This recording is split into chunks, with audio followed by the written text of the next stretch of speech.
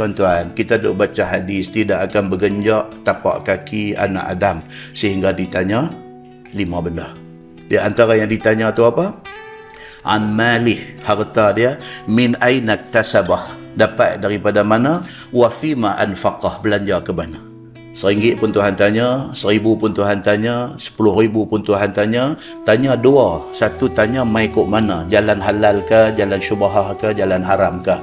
Yang kedua dia tanya, dah mai kat hang belanja pula kat mana, jalan halal ke, jalan syubhah ke, jalan haram ke. Pun kita tak kisah, tuan-tuan. Ada kita kisah, duit kita masuk keluar, kita pun tak kisah. Syubhat haram pun kita bedai, belanja pun suka hati kita. Kita tak pernah fikir beban nak menjawab di depan Allah Subhanahu wa taala. Muslimin dan muslimat yang dirahmati Allah sekalian. Sayyidina Umar bin Al-Khattab radhiyallahu an pernah test beberapa orang sahabat lain. Pernah test, panggil khadam dia, bagi duit, hampir rumah dia ni, bagi duit ni dekat dia. Hampir rumah Abu Ubaidah, bagi duit dekat Abu Ubaidah. Lepas hang bagi, hang tunggu saat tengok apa Abu Ubaidah nak buat dengan duit tu. Qadam ni pun ambil, lari pergi rumah Abu Ubaidah, bagi salam apa semua. Abang kata Amirul Mukminin Umar bagi. Dia pun ambil, pegang sat aja. Lepas tu start dah panggil ni, hampir panggil dia ni, hampir panggil dia ni, hampir panggil dia ni, bagi duit dekat hang, suruh pergi hantar kat kau ni, pergi hantar kat kau ni. Habis, tak ada dalam tangan dia. Qadam Sayyidina Umar balik, mai jumpa Sayyidina Umar, dia kata ya Amirul Mukminin, saya dah bagi dah. Lepas tu dia kata apa Abu Ubaidah buat? Dia kata Abu Ubaidah dan bagi sampai last tak ada apa dalam tangan dia.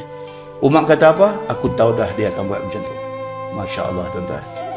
Kita baca cerita Nabi, dengan kita baca cerita para sahabat Nabi, kadang-kadang dia mai terlintas dalam hati kita, biar betul mereka ni macam ni. Biar betul mereka ni macam ni. Apa hak Nabi kata tu Nabi buat ke? Apa hak Nabi kata dekat sahabat tu sahabat buat ke? Kita ni kadang-kadang, pasal kita duk banding dengan kita. Kita tak ada langsung benda tu. Kita dapat banyak mana pun hak kita. Pada ingat nak share, nak bagi, nak tolong, nak minta lagi ada.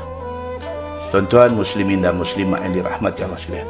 Nabi kata minta maaf lah, yang saya kalut tadi bagi salam terus balik tu, pasal teringat ni tibr, ni mah ni, hak orang bagi ni. Aku tak mau benda tu ada lama dalam rumahku. Dalam syarah hadis dia kata apa? Nabi whatever harta yang masuk dalam rumah dia tidak akan lebih daripada 3 hari 3 malam. Nabi akan bagi kau. Fa'amartu biqismatih. Aku pergi tadi pesan dekat mereka, suruh bagi-bagilah dekat siapa-siapa yang memerlukan.